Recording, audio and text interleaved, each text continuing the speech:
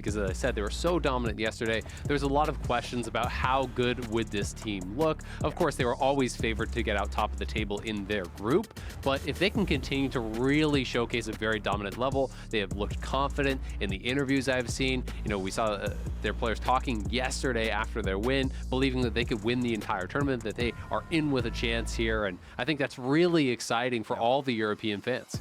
Absolutely, and consider that this was 3/5 of the roster that, you know, crashed and burned at Worlds last year, and I didn't want to see Mad Lions fail, but I'm like, look, they really choked last time around, you know, are they going to hold up against competition? And so far, yes, so good. Sure, Armut is in now in the top lane, Elyoya, a rookie in the jungle, right? That's always going to be a question mark going to a big international competition, but so far, so good. Mad Lions do look heads and shoulders above everyone else, especially when you look at teams like, you know, Cloud9 in the last game, who still aren't performing to the level that you expected of them. So that's always, you know, good to see that Mad Lions are playing well. So we'll see that one can continue.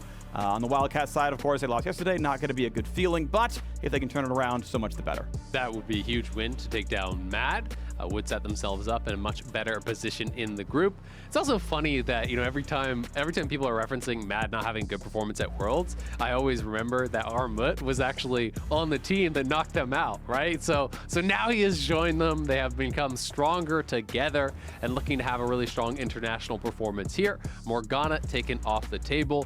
To see the blue side banning Rumble out is a little bit atypical. It has been mostly red side banning Morgana as well as Rumble.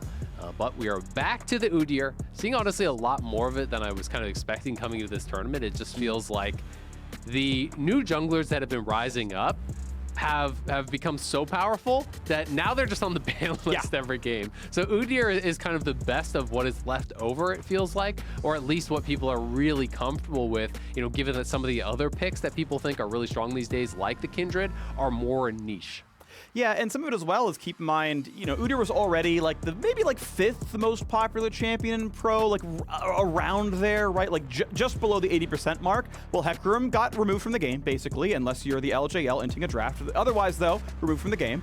And then, okay, well, just Morgana and Rumble are permanent ban lists. So then, yeah, Udyr's back to, you know, a top 2, top 3 jungler, and in he goes. As, you know, Tristana priority generally went down. She was such a popular flex pick before, but received nerfs, and I think around 11.6. And, you know, that can kind of shift things around there as well. Ultimately, yes, run of the draft, Udyr is back in, right? It's a good tank frontliner, one of the only tanks that clears well. I think Zac is probably playable, but that could be tricky, obviously. So, you know, it slots in the comp pretty nicely when you're looking for engage somewhere or frontline somewhere. Easy spot to put it. Leona could, of course, do the same. Very aggressive dual lane now available here for Holy Phoenix and Farfetch. If you keep that Tristana down at the bottom lane, you got a lot of pressure.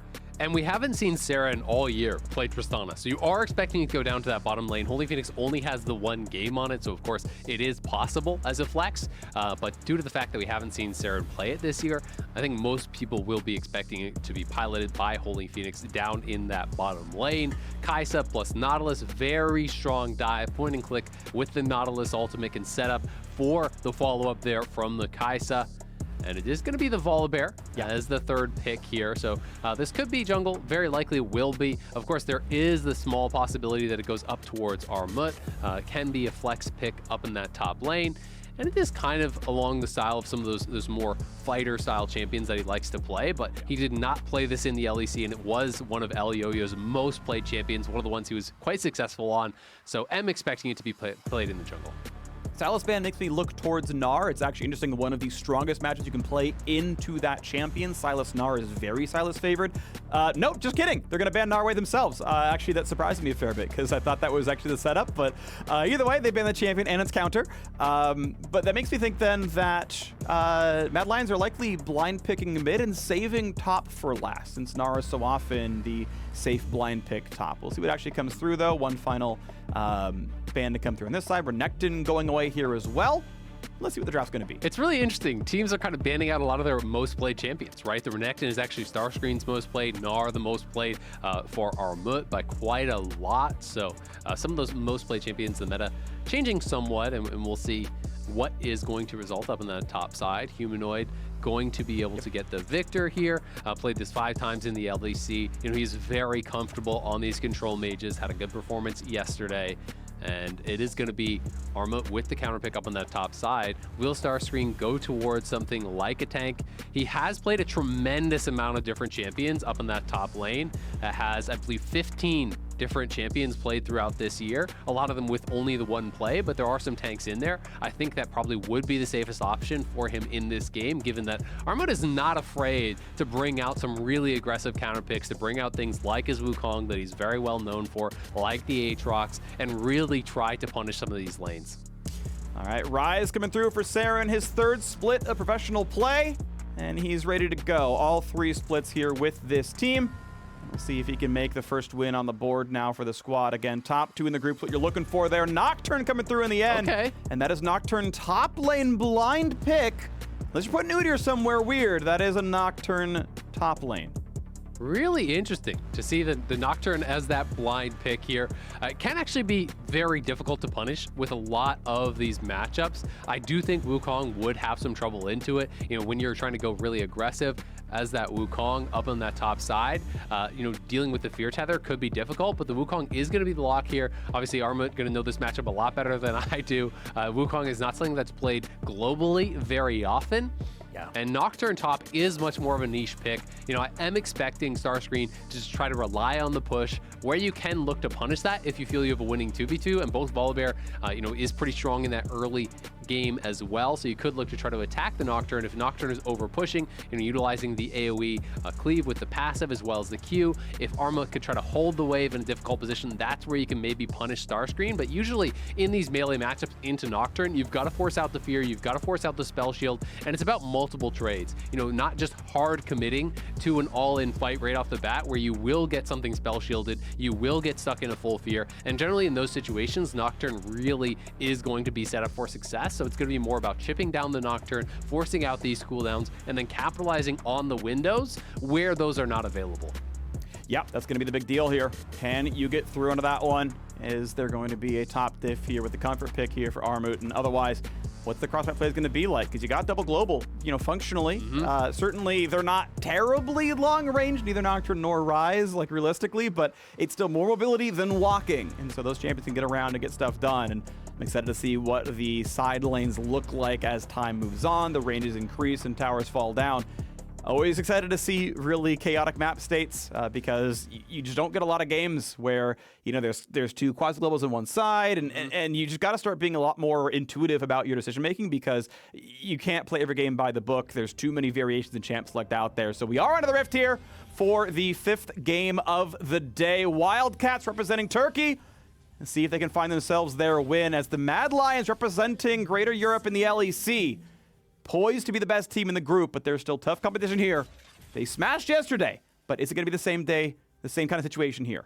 I'm going to be so interested to watch Elyoya, who has been a jungler that really has impressed me in the LEC this year. He's playing the press the attack on the Volibear, so a lot of early game power there. And he's got a lot of options as far as he wants to go. You know, if Nocturne's over pushing top, you can simply attack that. You have the potential setup as well on that bottom side, you know, pairing up with Kaiser, looking for those engages either on the roams towards mid lane with Kaiser or even attacking the bottom lane itself. So he's got some options here, and we'll see if they're going to be able to get priority in some of these lanes to allow him to really try to scrap around these Scuttle Crabs and try to exert his will on the map early on.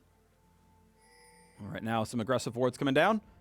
Both teams spotting out movements around the bottom red buff, the south jungle. Another aggressive wards come through for Mad Lions as well. Looks like that was Elyoya's coming down. Recall for the sweeper, comes back.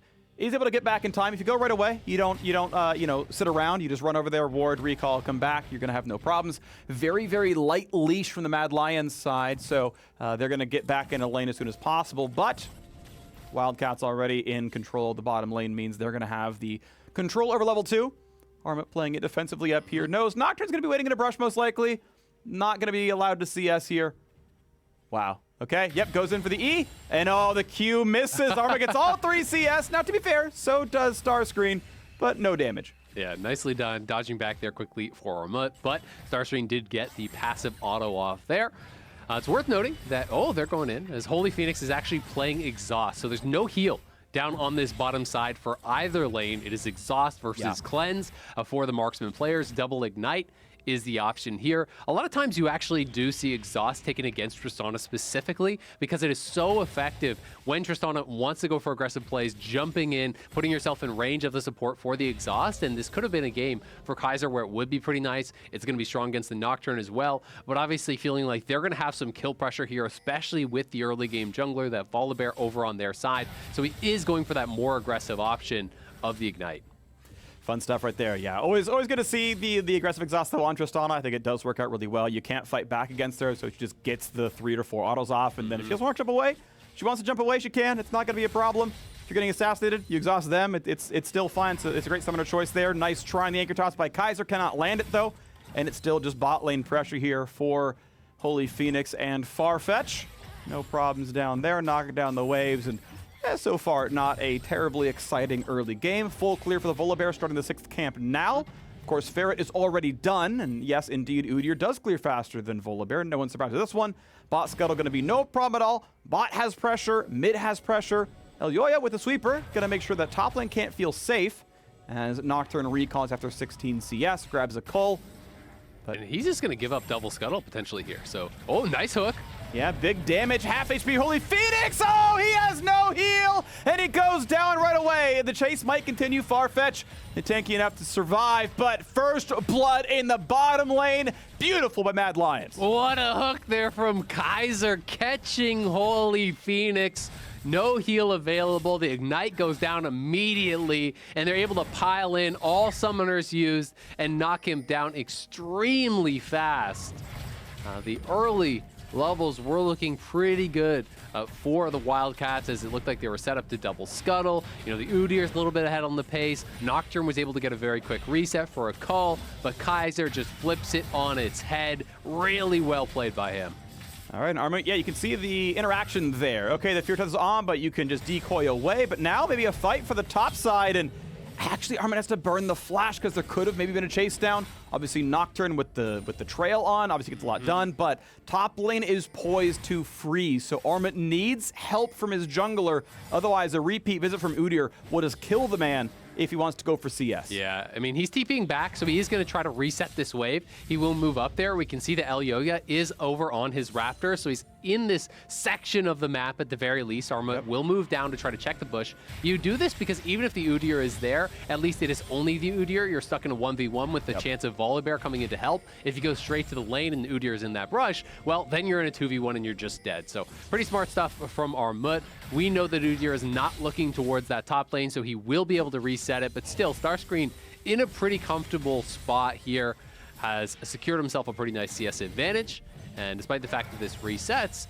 still has his TP, and he will be hitting 6 pretty soon, so there's a possibility that he could look to make a cross-map play.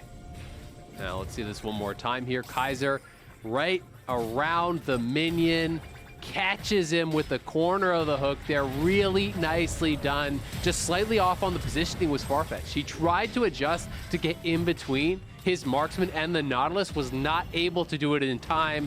Kaiser sees the window there. Great engage from him. And again, Carzzy off to a good start. Had a fantastic game yesterday, going legendary, I believe. And he's looking to try to get going towards that same thing again here today. Yep. Well, despite the bot lane having more gold and more items, that Noon Quiver obviously an outstanding power spike. It's Wildcats able to grab the first dragon out of this game. You can see the gold very close between these teams. The top lane CS difference, a big part of that. Sure, there's a bit more for Armut to farm, but truly uncontested, Starscreen is winning top lane with the blind pick Nocturne into the Wukong sort of pocket pick. It's offsetting the bot lane first blood a little bit. And of course, the dragon feels good. And it's really interesting. He actually rushed Bramble and then TP'd back. So, you know, he is really itemizing towards the armor here, the anti-heal. You know, even if Volibear goes up there, it's going to be fairly effective against the jungler. So, sitting in a pretty comfortable position, but a bit surprising to see him go this defensive. Perhaps he's worried more about the level 6, about the potential all-in there. It does feel like Nocturne has a very comfortable lane, at the very least pre-6, but Armut still could be picking purely for the 5v5, or maybe for that matchup a little bit later on, and Starscreen is itemizing to try to preempt any issues he might have with that Wukong ult. Absolutely. It also strikes me that he might want to consider going Mercury Treads in this game potentially, or you know, some kind of non-armor boots, like maybe even cooldown, because well, there's so many hard CCs in the Mad Lion side, and you know, you don't really want to have to go steel caps when there's a Nautilus messing with you and a Victor on there. So that might be the only armor item he's ever really allowed to buy, and he's like, well, I'm going to buy it now, and then you know, I'll just keep lane pressure. No big deal. Leave me alone.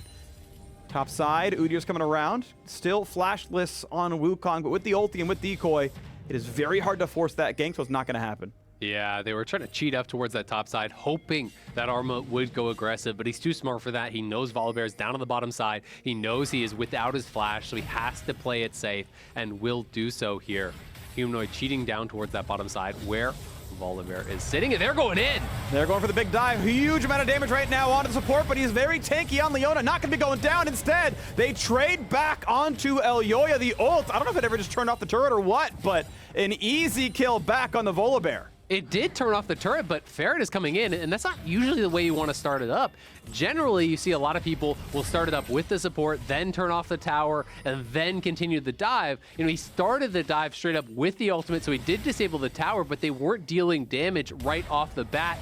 Great anchor, though. Big damage. W's going to land, and the kill comes through. Carzzy 2-0. Tristana not quite able to trade back on a Kaiser, but a flash into a slowing smite means the chase is here for Carzzy. Explosive charges on. That is going to be a kill. Be careful. Oh, and nearly dies. Minions are almost there. He will survive, just barely. Holy Phoenix, 2-1 now, but a kill traded back in the bottom side. Yeah, that auto cancel from Holy Phoenix made me a little bit nervous there. I had to give over the kill to Udyr, unfortunately, so Tristana doesn't get it.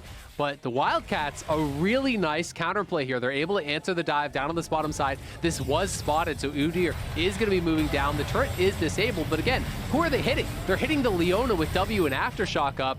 You know, we see the Holy Phoenix had kited back to a great position, was untouched throughout that. Carzzy could not access him. Kaiser could not access him whatsoever. Kaiser again finding a nice hook here, did get a kill back, but then on the top side, we're fighting at Scum. We're fighting again there. The new aspect replay is what you saw, but now we're fighting another battle on the top side. Irma gets himself the first kill of the game on his side. Nicely done. Do not fight for that man's objectives. Top lane belongs to him. The Mad Lions claim the first Rift Herald of the game, and that's going to maybe catapult their gold lead forward. Already up 600 thanks to PvP combat. And with the turret in their sights somewhere, and they might just, you know, knock down another 1,000 or so to their name. Right now, a fight in the top side. Arma takes a bit of damage. Honestly, though, he's fine. We'll be fine.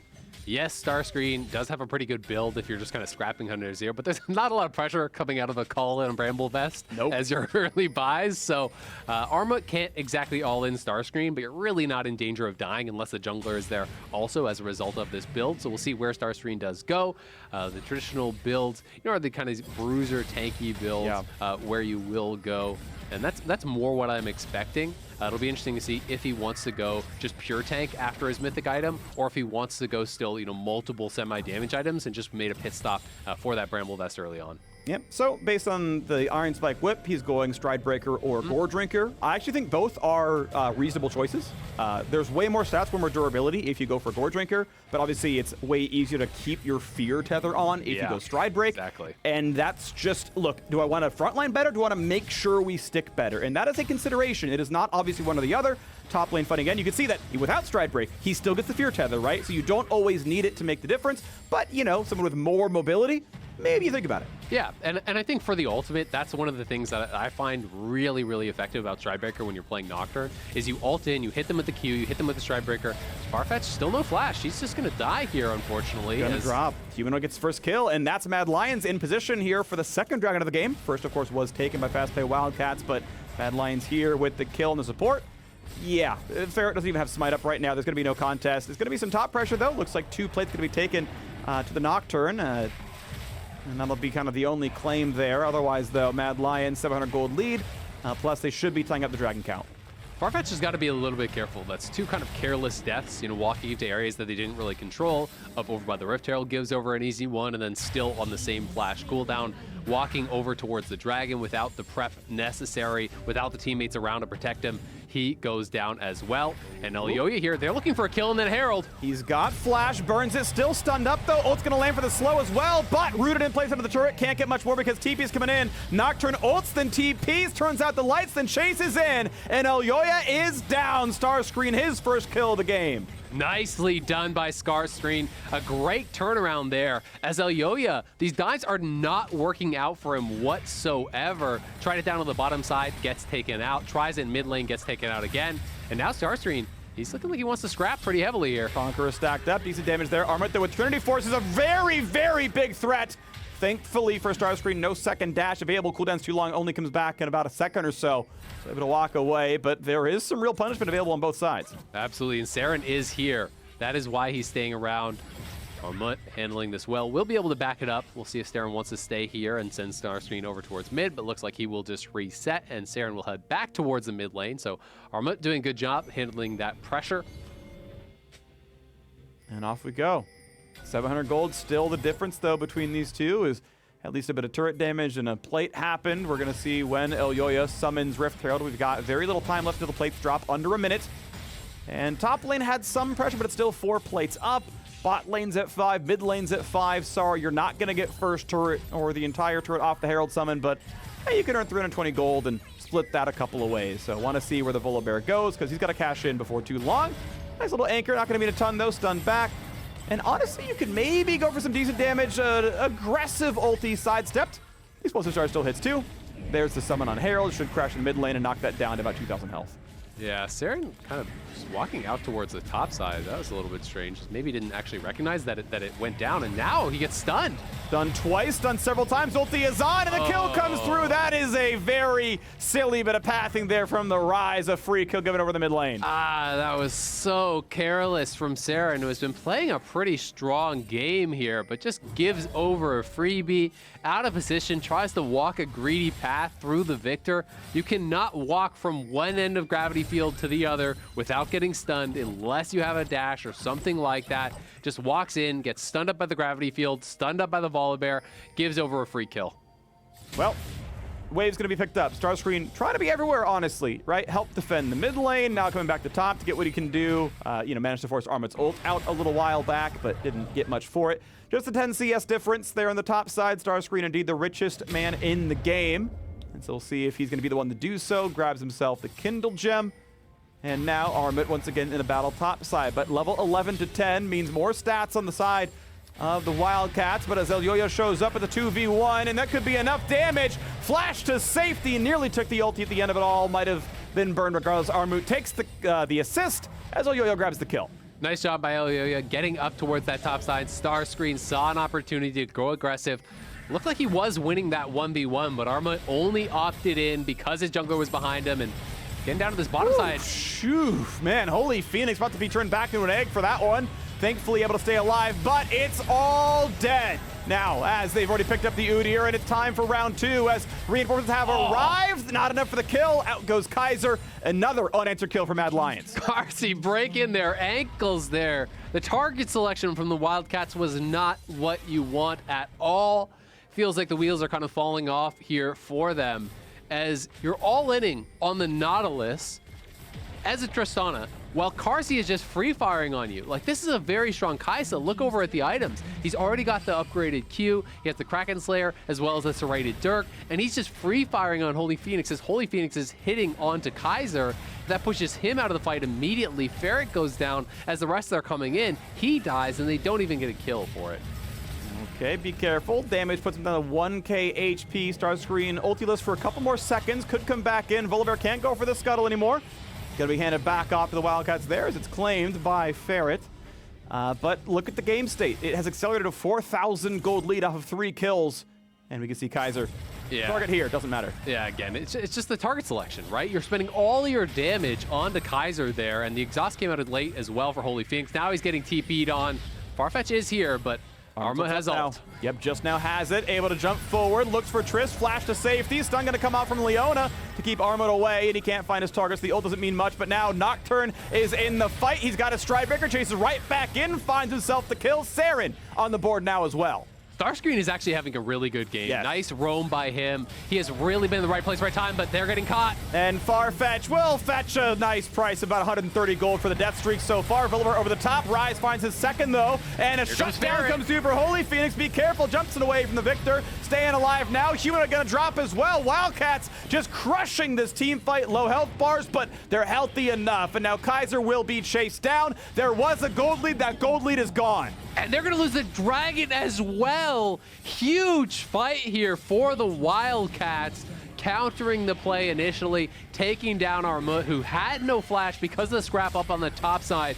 Starscreen really having a hell of a game here. Down to that bottom side at the right time for the counterplay. The Nocturne comes in. Yes, Holy Phoenix is being focused and pushed out of the fight, but that meant that Ferret and Saren, who are actually quite strong, were relatively untouched, and their damage is not to be ignored at this stage of the game. Zale, we're looking at some upset victories today here. Certainly yeah. Cloud9 versus the LJL's Detonation Focus Me. That was expected to go Cloud9's way. That went to DFM. This time around, Wildcats already 0-1. Not expected to beat Mad Lions, but fights like this are where they brought the game right back to equal. Yep, Armut coming straight on in. Holy Phoenix, good flash. He flashes early, knowing he had to get out of there. And Armut realizing his mistake, recognizing that he went a bit too far. But now the mid lane, Holy Phoenix kills off Humanoid. Humanoid's gone, and now the dive under the turret. No escape tools left for the Wukong, and he's gonna lose his life.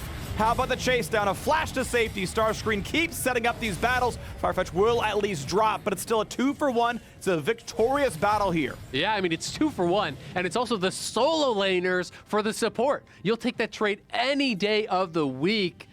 Mad had gotten themselves back into a pretty good position after what was a tougher early game than I think they were expecting coming into this one. And now, big team fight win on the bottom side, a second Dragon for the Wildcats, a successful play now in mid lane, and they're getting themselves into a really good position.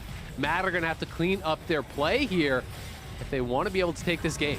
Well, big stun coming across from Kaiser to buy a bit of space, but Herald, Smite fight, claim, nicely done by Elyoya. 100 gold goes to him, but can the Herald be picked up? Honestly, yes. Okay, it's going to be the Wildcats flinching, backing off. You know, you could take it as second Herald. It's not that important. It's going to be like 2,700 damage to a turret. That part matters, but no plate gold, of course. It's far too late for that to happen. We'll see now. 200 gold difference, but 2 Dragons to 1. Very slightly, you probably favor the Turks here. Yeah, absolutely. I think they're looking pretty good thus far. We'll have to see how the game shakes out, though. Very even overall. Holy Phoenix going to be able to grab this turret. Should be solo gold onto him. Get him up towards that PD. Second item should be coming through, but down on the bottom side, Humanoid has been farming very well, is looking to pressure this tower as well. You can see that Holy Phoenix has now become actually the richest member in the game, but they're going for Humanoid. It's Nocturne, lands the Q, lands a stride break. He's afraid, he's running back, he's nearsighted, but there's just enough of a defense that he cannot find the solo kill. Bot lane turret dives, I believe no local gold given over, but still 250 on the scoreboard. And of course, the map pressure from that turret being down. Good job by Mad Lions to get themselves a bit more gold in their pockets, a bit more map control overall. Yeah, nicely done. Humanoid able to survive. Elyoya very quick on the response there to defend his mid laner. But the critical part really is that Saren just never gets in range. He's not adding any damage. He TP'd straight into the Victor gravity field.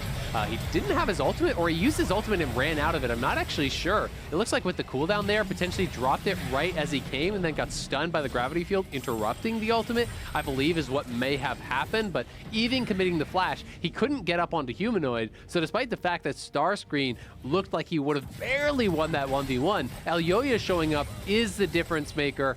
They get the tower, they keep their mid laner alive. Successful play for Mad Lions, and it climbs them back up into a very slight gold lead. All right, well, right now, 5 Turkey greater than 1, and Istanbul Wildcats. I mean, I shouldn't really say that. It's still a very, very close game. It's just, it swung so much from 6 minutes ago that it just feels like they've got all the pressure right now.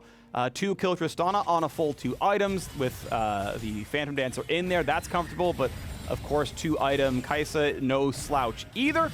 not going for the defensive option of a Gale Force. This would have been one of those, you know, defensive dash back to get away from things like Nocturne and Meteor, but instead, just strict single target damage output there.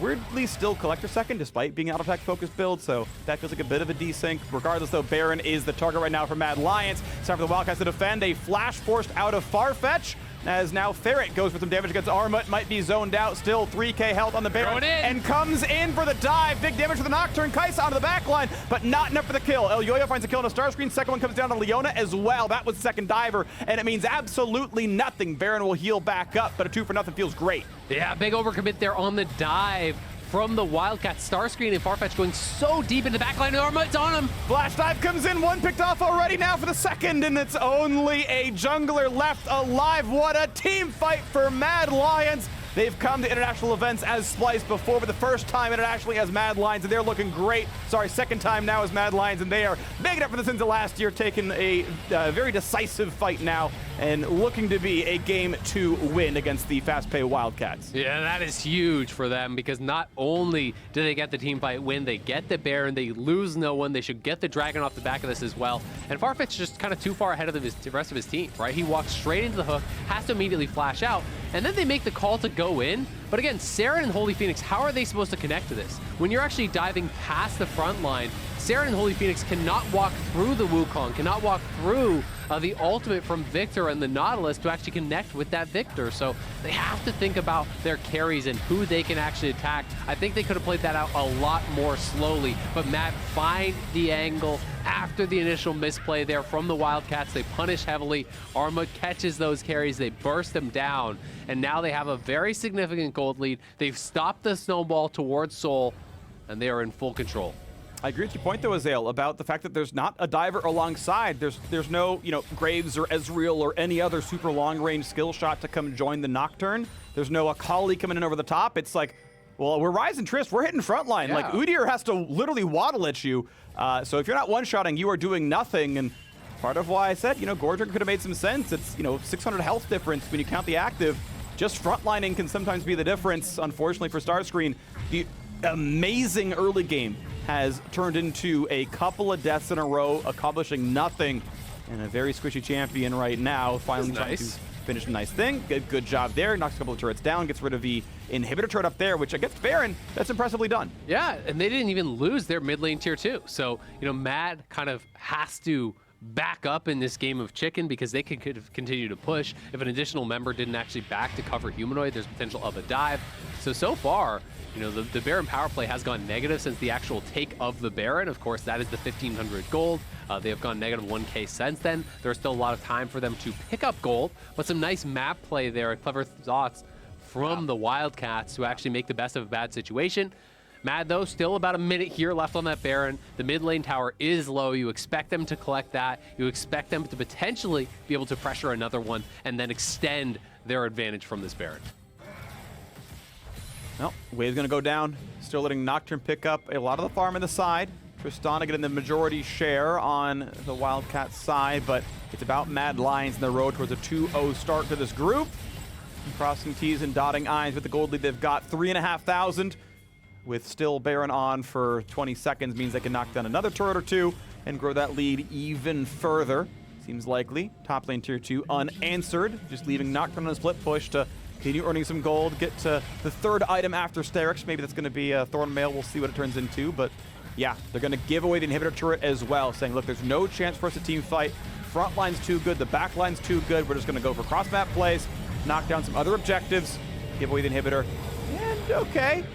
Volibear maybe is chaseable. Holy Phoenix, though, going to go for big damage on mid lane tier 2. Now Udyr runs fast. On, though. He's got blue smite. Can they find more as TPs are coming across? Ulti over the wall for Elyoya. The rest of the team going to come around as best they can, but he did not envision. Nocturne can't find him. Blue Trigger got a miss, actually, so no Nocturne target. Just the ulti out for Elyoya, not the worst thing ever. Second blue smite comes around, another stun, and Tristana over the top, buster shot backwards. They might find that kill. There's no other objective up though. It's 2 minutes on Dragon, but at least a kill comes across. So nice tenacity to find themselves a play and a bit of gold. As the turret score, despite losing Baron, is 7-6 still for the Turkish side. Very well played on Macro's perspective. The gold difference Only 1.9 thousand. Impressive for losing Baron. I mean, they outplayed absolutely after the Baron take. They got more gold post-Baron than Mad Lions did. You know, they were up 3-4K after the initial Baron take.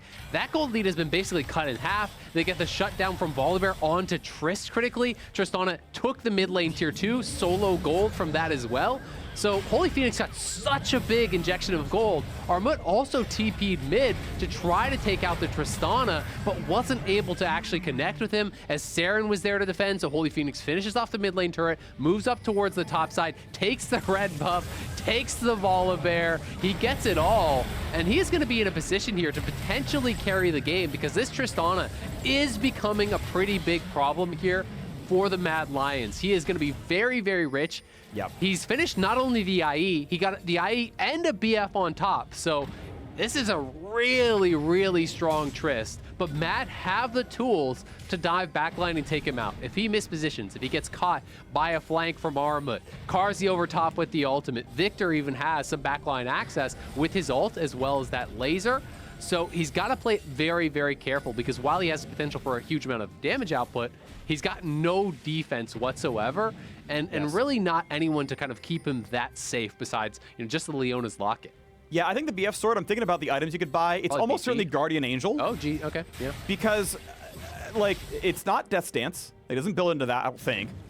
He's got the Infinity Edge, so it's not Bloodthirster anymore, I think, either, right? I think that build also changed, Yep, so... it's GA.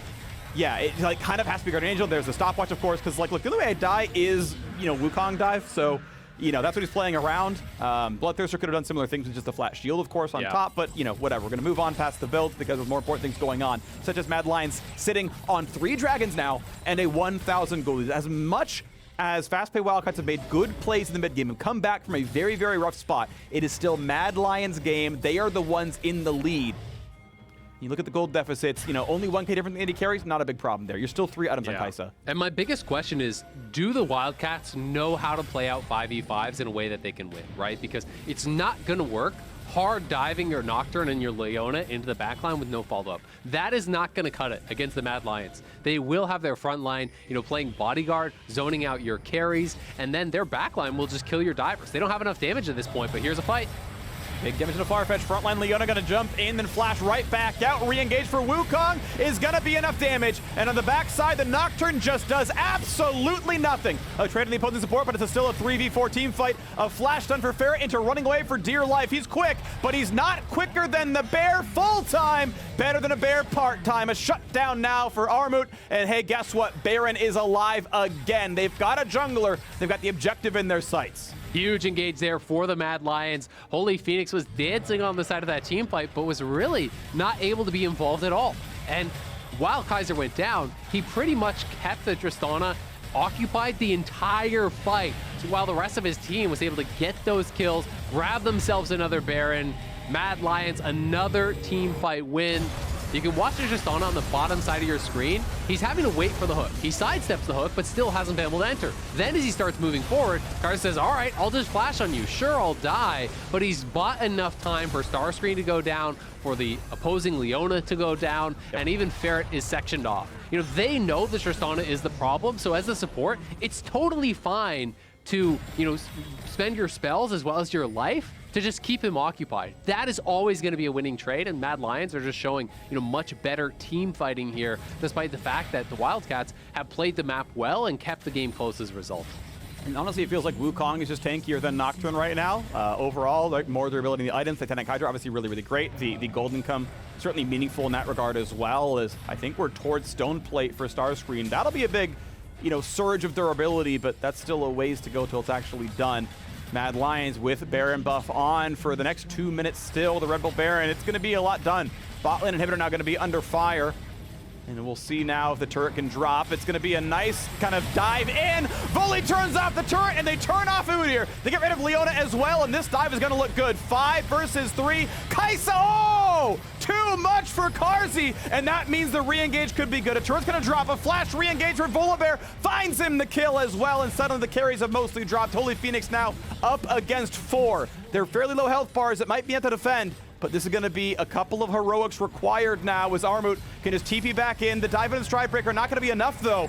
Tristana, can it wave clear? Wants to knock down the minions. Nice explosive charge, buys some time, but the cannon's still there, plus the reinforcement wave. 2v4 to defend. One turret gone, waiting for respawns. They're coming pretty soon. That means Mad Lions will walk away. Minute and a half on Dragon Soul. And now Wildcats, can they find the re-engage? Starscream at a half HP.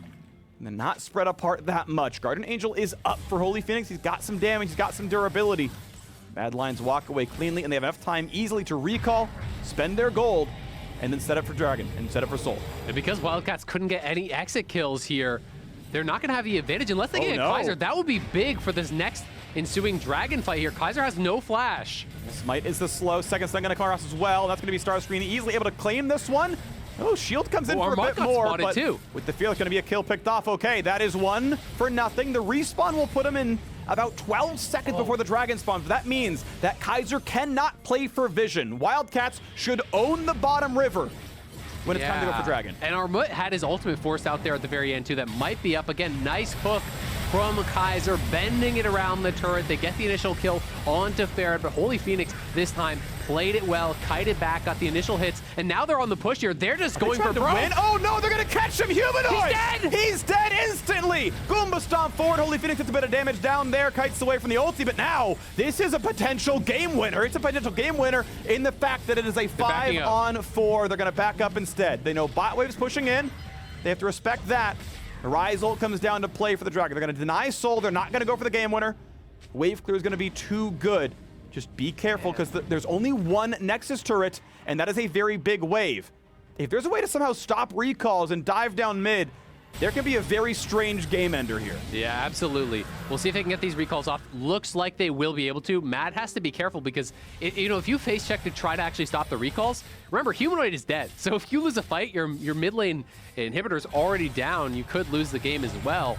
I mean, this game really is on a knife's edge here. Mad clearly are winning all the 5v5s, but the Wildcats are straight up actually out-macroing them. They're playing the map better. They are being able to find these advantages in these weird situations, find catches, but it's the superior team fighting of the Mad Lions that has kept them in the advantage. And now we're at a point where both teams are at soul point. The next one is going to spell such a big power spike for whoever gets it. And both teams have an inhibitor down. This is one team fight away, one pick potentially away from ending the game for either side. Looking for it now. Soul point for both teams now. 4 minutes until one of these teams gets the Infernal Soul and makes those one shots all the more likely. Meanwhile, Baron up in 130, and it currently belongs, at least vision-wise, to Mad Lions. They got the first 2 Barons already. What would be a third? Why not? This is actually really big. The Lord Dominic's now complete for Holy Phoenix. He's full build, so he can actually shred the front line pretty effectively at this point. You add in that Lord Doms on top of everything he has. He hits 100% crit. He has all of that armor pen, that bonus damage against these frontliners, and they're going to start to go down really in a hurry here. Yeah. So it's going to be up to someone from the Mad Lions to keep this Tristana out of the fight. Whether it's Kaiser, whether it's Arma, it doesn't matter, but someone has got to be zoning the Tristana, because if the Tristana is consistently auto-attacking, anyone can die very, very fast. The nice thing is Wukong is one of those best champions for that. Absolutely. You have, like, what, 2.2 seconds of hard crowd control. You can't cleanse, you can't tenacity it. It just happens to you. You go back into stealth. She's not autoing you anymore. You can take the explosive charge and then just, like, drop it by running away, basically. Like, those tools do exist. Kaiser is going to have a long duration stun there as well. Most of that can't be tenacity either. You can cleanse some of it, but not all of it. So you can lock down Holy Phoenix for a bit. You can even try to kite when, Triss pops Q and get away from that cooldown. We'll see, though. Navigated well. Certainly it can be Mad Lions team fight. Baron's up in 10 seconds. Like I said, they own the vision. Yeah. And the Wildcats have struggled in this area. They have really struggled when it's a preset 5v5 that Mad are choosing. And this is, again, that situation. They're studying up the Baron. There is a potential flank here from Armut on the side, but he will be spotted. One blue trinket used to spot this one, still going on to the Baron, though that means position can be a little bit better on this side. Farfetch walking in, 4K health. Nocturne almost in range. Is there going to be a smite fight? It's just going to be a freebie given over to Elyoya, and no counterpunch until they've just caught the Leona. At what point, Wildcats, were you going to take that fight? giving away their support, not playing for the Baron, and it's now time to run away. A Rise ult brings them to safety, but it's time to now turtle inside your base for 2.5 minutes. Yeah, Farfetch has really been struggling around these neutral objectives so many times in the river. It feels like he's just giving up his life for free.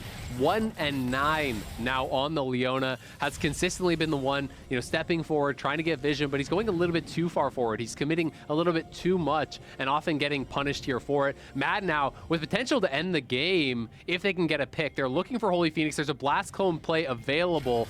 Leona's going to be up in 10 though. They got to play it safe until their support is there. Gotta wait for those 5 seconds, but the Red Bull Baron is on. Oh, that hook could have meant the game. Thankfully, Ferret sidestepped it. Leona alive, and it's time to knock down inhibitor number 2. Don't gotta play for turrets just yet.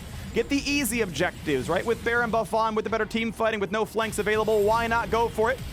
Into the front line they go, stuns on both supports, huge damage, and already down goes Kaiser. As long as Farfetch can live, running the flash, Nocturne now dives in, but without Leona, that's not enough damage. Armut diving in now for a knockup on everybody. Kaisa joining the battle, and that's now 2 kills picked up, and another one coming over as Farfetch cannot make the fight happen. Tristana, Holy Phoenix, can you do it? He needs the attacks, and he gets them. The jump means nothing, the buster shot, barely. Carzzy lives, round 2, GA pop, the shutdown for Volibear, and that's gonna be it. The Guardian Angel keeping Carzzy alive, and it's time to end the game. It was a slobber knocker, but Mad Lions will go 2-0 in the group so far, knocking down Wildcats. What a game between these two teams. So close, so tightly contested.